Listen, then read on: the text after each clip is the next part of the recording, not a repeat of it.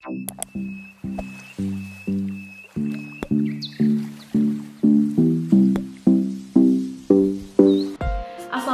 warahmatullahi wabarakatuh. Thank you very much for coming in my video and welcome back to my channel. Dalam video kali ini, kita akan membahas tentang pemahaman konsep perekonomian terbuka yang terdiri dari sektor rumah tangga, perusahaan, pemerintah, perdagangan luar negeri yang meliputi ekspor dan impor.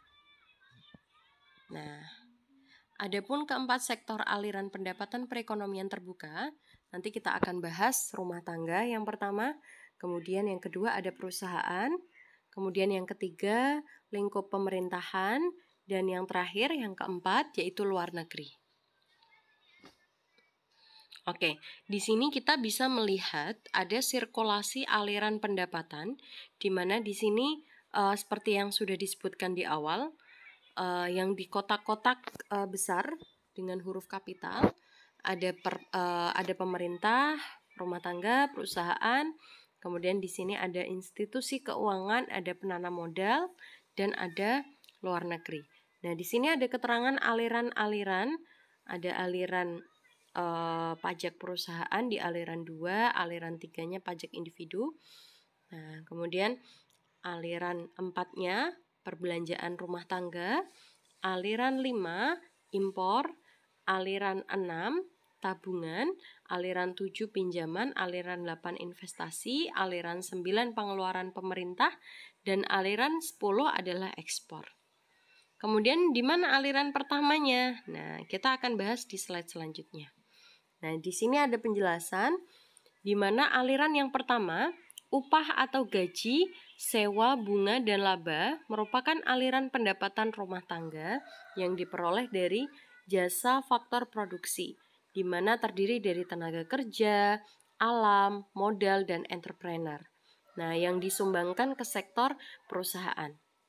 Kemudian kita masuk ke aliran yang kedua, yaitu pihak perusahaan melakukan pembayaran pajak ke pemerintah atas barang dan jasa yang diproduksi serta pajak lainnya yang harus ditanggung perusahaan. Nah, kita masuk ke aliran yang ketiga. Rumah tangga mempunyai kewajiban membayar pajak kepada pemerintah baik dalam bentuk pajak pertambahan nilai (PPN) maupun pajak lain sebagai wajib pajak. Nah, pajak ini akan mengurangi pendapatan rumah tangga yang akhirnya memperoleh pendapatan disposable. Nah, sebagai pendapatan yang benar-benar dapat dibelanjakan. Masuk ke aliran yang keempat, pembayaran rumah tangga karena melakukan pembelian barang dan jasa dari perusahaan dalam negeri. Nah, untuk aliran yang kelima, di mana sebagian dari rumah tangga melakukan pembelian barang dan jasa dari luar negeri, impor ya, sehingga dana mengalir ke luar negeri dan barang atau jasa mengalir ke luar negeri. Kemudian sirkulasi aliran pendapatan yang keenam, di mana sisa dari pendapatan rumah tangga yang tidak dibelanjakan untuk pengeluaran konsumsi ditabungkan atau S ya, save. Nah, ke lembaga keuangan bank ataupun non-bank. Selanjutnya, lembaga keuangan sebagai sektor jasa perantara memperoleh tambahan dana cadangan untuk disalurkan bagi yang membutuhkan. Aliran yang ketujuh, investor dapat memperoleh dana melalui pinjaman di lembaga keuangan. Besar kecilnya dana pinjaman sangat ditentukan oleh ketersediaan dana di lembaga keuangan tersebut. Nah, tingkat bunga pinjaman, kemudian lamanya waktu pinjaman, termasuk harapan memperoleh laba dari investasi dana tersebut. Nah, ini sangat ditentukan besar kecilnya dana pinjaman tersebut. Kemudian aliran yang ke-8, dana masuk ke perusahaan dalam bentuk investasi dari investor. Nah, aliran yang ke-9, pemerintah juga melakukan pembelian barang dan jasa ke perusahaan. Selanjutnya, pihak perusahaan memperoleh pemasukan dana dari pembayaran pemerintah. Aliran yang ke-10, barang dan jasa yang dihasilkan perusahaan dalam negeri dapat diekspor ke luar negeri sehingga perusahaan memperoleh pemasukan pendapatan dari luar negeri atas penjualan barang dan jasa tersebut.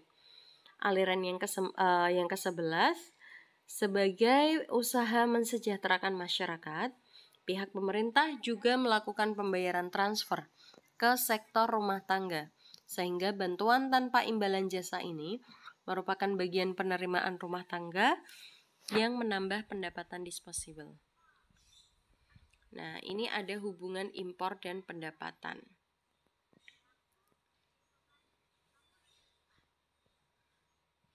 Nah, hubungan impor dan pendapatan untuk penjelasan kurva tadi, kurva sebelumnya ini ya. Oke, kurva impor dengan fungsi M sama dengan M kecil Y besar menunjukkan bahwa jumlah impor ditentukan oleh besarnya pendapatan nasional atau Y. Semakin besar pendapatan nasional akan semakin besar pula impor dan juga sebaliknya. Bila pendapatan nasional tidak ada atau Y sama dengan 0, maka secara otomatis impor atau M sama dengan 0. Kecenderungan mengimpor ditunjukkan oleh besarnya MPM atau nilai M kecil. Nah, MPM sama dengan M kecil sama dengan AM per AY. Merupakan slope kurva impor M sama dengan M kecil Y. Nah, kemudian yang kedua, pada kurva impor sama dengan MO kecil memperlihatkan bahwa jumlah impor tidak ditentukan oleh besar kecilnya pendapatan nasional. Nah, meskipun tidak terdapat pendapatan nasional Y sama dengan 0 atau tak hingga Y sama dengan CO, namun jumlah impor tetap ada pada jumlah yang konstan atau tetap. Nah, karena sekali lagi tadi bahwa pada kurva impor itu memperlihatkan bahwa jumlah impor itu tidak ditentukan atau tidak terpengaruh oleh besar kecilnya pendapatan nasional. Nah, sehingga jumlah impor itu tetap pada jumlah yang konstan. Nah, kurva impor dengan fungsi M sama dengan MO plus MY menunjukkan kurva impor total yang bersumber dari impor konstan dan impor proporsional. Kemudian di sini ada rumus keseimbangan pendapatan nasional dalam sistem perekonomian terbuka. AS sama dengan V plus M, AS-nya aggregate supply, kemudian V-nya barang jasa domestik plus M, M-nya impor. Kemudian AD, aggregate demand, sama dengan C, barang jasa dalam negeri ya, C-nya, plus I, investasi swasta, plus G, pengeluaran pemerintah, plus X, komponen ekspor, dikurangi M, impor. C sama dengan CDN plus M. C-nya apa tadi? C-nya barang jasa dalam negeri. CDN pembelian barang dan jasa dalam negeri. Dan M-nya tadi adalah impor. Nah, keseimbangan perekonomian secara umum adalah bila AS sama dengan AD. Artinya aggregate supply sama dengan aggregate demand. Itu dikatakan seimbang. Atau dengan kata lain, Y pendapatan nasional sama dengan C plus I plus G plus X min M. C-nya adalah barang jasa dalam negeri, plus I-nya investasi swasta, plus G, G-nya pengeluaran pemerintah, dan plus X min M. X-nya adalah komponen ekspor, dan M-nya adalah komponen impor. Nah, kemudian ada rumus keseimbangan pendapatan nasional dalam sistem perekonomian terbuka. Keseimbangan perekonomian dengan sistem pajak tetap dalam sistem ekonomi terbuka 4 sektor adalah YE ya, keseimbangan pendapatan nasional sama dengan A kecil plus I plus G plus X min B TX plus B TR min MO per 1 min B plus M.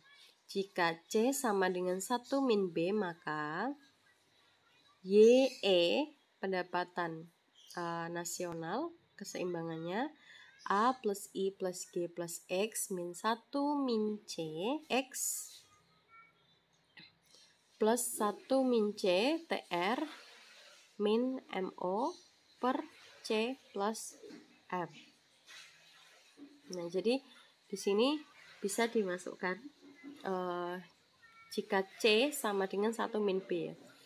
Jadi tadi C-nya itu atau 1 min B-nya itu diganti dengan C. Nah, kemudian ada rumus keseimbangan pendapatan nasional dalam sistem perekonomian terbuka. Ini untuk sistem pajak proporsional ya. Oke, demikian penjelasan materi hari ini. Apabila ada pertanyaan, silakan kalian berdiskusi dan saling menanggapi di WA grup kelas. Oke, seperti biasa, nanti maksimal 10 pertanyaan dan ditanggapi oleh yang lainnya. Demi apa? Demi nilai keaktifan ya. Oke, terima kasih. Karena kalian sudah nonton sampai akhir, dan jika kalian suka, jangan lupa like, comment, dan subscribe. Oke, assalamualaikum warahmatullahi wabarakatuh.